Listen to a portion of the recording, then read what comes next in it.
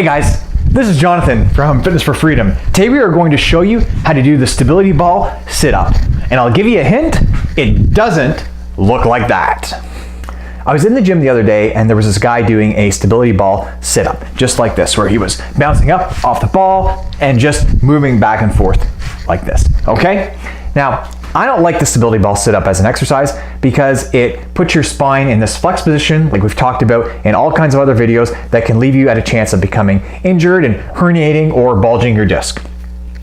But on the other hand, I also know people are going to do this exercise anyway, so if you're going to do it, you might as well do it properly so you get maximum benefit out of it as you're doing it. And in order to get maximum benefit out of doing it, you want to keep the time under tension on your abdominal muscles as high as possible, and you want to use your abdominal muscles as much as possible. So how do you do that as you're doing this exercise? Well, first, you're on a stability ball, okay? So a ball is round, which means it's going to go into the small of your back, okay? So you lean forward just a little bit like this, okay?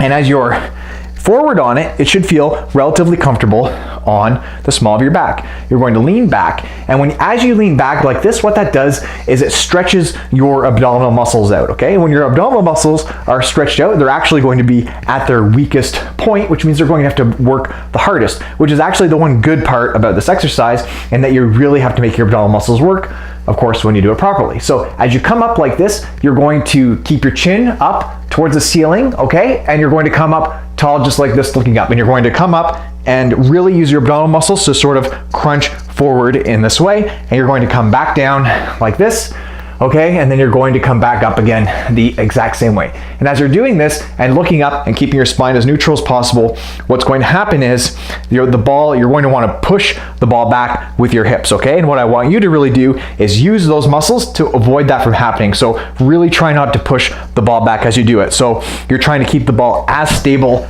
as possible as you come up. And when you're first doing this, it's going to be really hard, but as you get more practiced at it, it'll become easier and easier.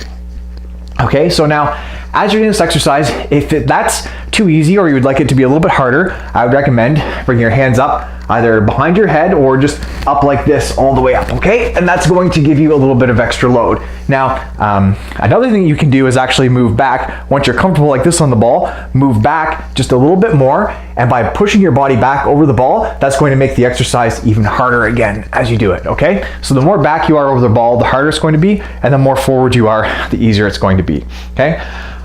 If you're really trying to get your abdominal muscles to work, the worst thing that you can do is what I did, is just demoed in the beginning, and that's do this kind of a bouncing thing up. I mean, sure, you feel like you're doing something, maybe you think it looks cool, I trust you, it doesn't. You're just really ultimately wasting your time. So if you're going to do the exercise, you might as well do it properly, develop your abdominal muscles as much as possible as you do the exercise, and just do it properly. How many reps do you do? Somewhere between 4 and 15. It doesn't really matter as long as you're taking your muscles to failure and really focusing on your form. If you have any comments or questions about the stability ball sit-up, please leave them in the comments box below. If you enjoyed this video or found it useful, please subscribe to our YouTube channel because we deliver content just like it every week. Take care, and we'll talk to you next time.